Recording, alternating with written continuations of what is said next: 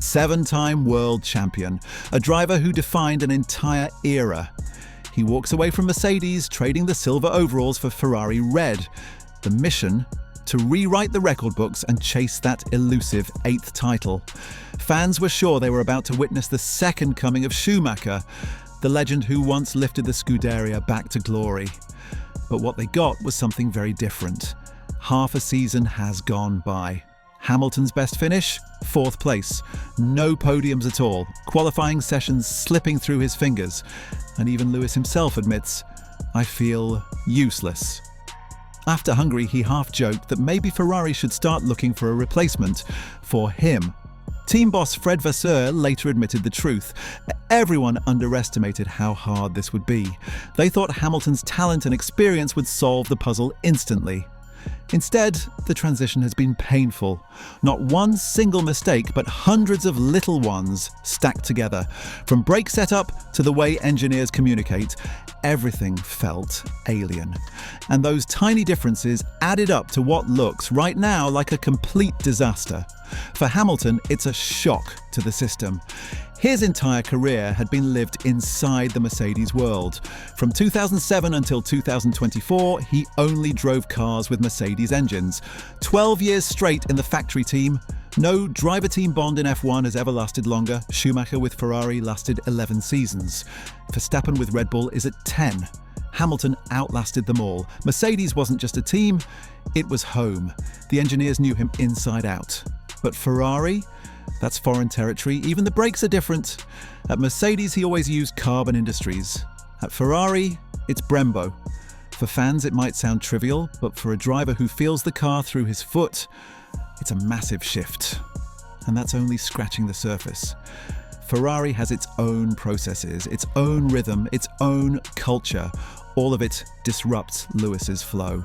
For drivers like Raikkonen or Alonso, swapping teams and relearning was second nature. For Hamilton, this is his first real adaptation since leaving McLaren, and it's proving brutally tough. Vasseur admits they were naive. Everyone believed Hamilton's aura alone would stabilize Ferrari. Instead, the move has created chaos. "We were foolish to think we had it under control," he said. "Look at the numbers." Early on, Hamilton closed the gap to Leclerc. He even won the Chinese sprint and its qualifying. But those flashes were quickly forgotten. In Canada, Spain, Austria, and Britain, he beat his teammate in qualifying, showing progress. Yet just as it seemed things were turning, Belgium and Hungary crushed that momentum. Mistakes, penalties, shock exits in Q2 and even Q1. Meanwhile, Leclerc was on pole, proving the car had potential. After those weekends, Hamilton looked crushed, saying he didn't feel the car, didn't understand where the time was disappearing. His trademark confidence was gone. To help him settle, Ferrari built a comfort zone. Alongside him came key Mercedes figures, Loic Serra and Jérôme D'Ambrosio, familiar allies who understand his style and can translate it into Ferrari's system. But the question remains, how long will this painful learning curve last? And how patient is Ferrari willing to be? Despite everything, the Scuderia isn't ready to give up. In fact, Vasseur insists Hamilton could be their long-term ace, especially with the massive rule changes of 2026. New engines, new aerodynamics, new systems. Cars will demand smarter energy management than ever before, and that's where Hamilton's experience becomes gold. Years at Mercedes taught him not just how to use hybrids, but how to perfect them. Vasseur is convinced that when the new era arrives, Hamilton's mastery of power units could give Ferrari the edge. And it's not just about Lewis adapting. Ferrari itself is evolving. The Mercedes arrivals are building a bridge between old Ferrari tradition and proven championship methods from Brackley.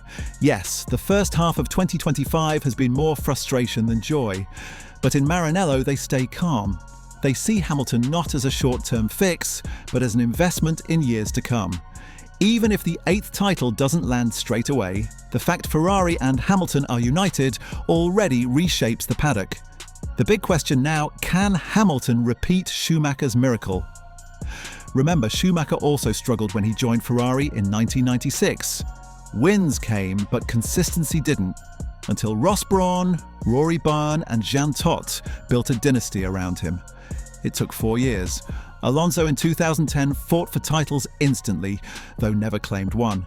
Vettel in 2015 had speed but fell into the same traps as Hamilton now. Strategy errors, a lack of chemistry with the team. After 5 years, he walked away empty-handed. Hamilton is different. Unlike others, he never imagined life without Toto Wolff and Mercedes. They raised him into an icon. Ferrari is his first truly foreign home, and he arrived not as a young talent but as a legend. That makes adaptation even harder. If he and Ferrari adjust together, it could be historic. If not, it could become one of the most painful mistakes in Formula One history. And Hamilton is far from the only driver to face this kind of challenge. Jenson Button joined McLaren in 2010 and adapted instantly, leading the standings after just 4 races. Kimi Raikkonen returned in 2012 after 2 years away, quickly finding form and finishing 3rd overall. Valtteri Bottas arrived at Mercedes in 2017 and won his 4th race. Fernando Alonso came back with Alpine and scored a podium in his very first race back. But there are cautionary tales too. Zhou Guanyu had a rough rookie year but improved after.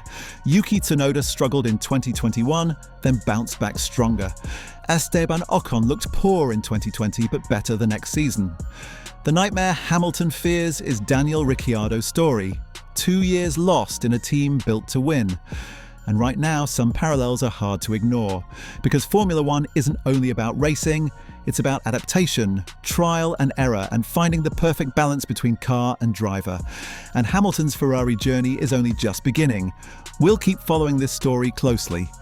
Don't forget to subscribe, where we break down the latest action, debate strategies, and get ready for race weekends together.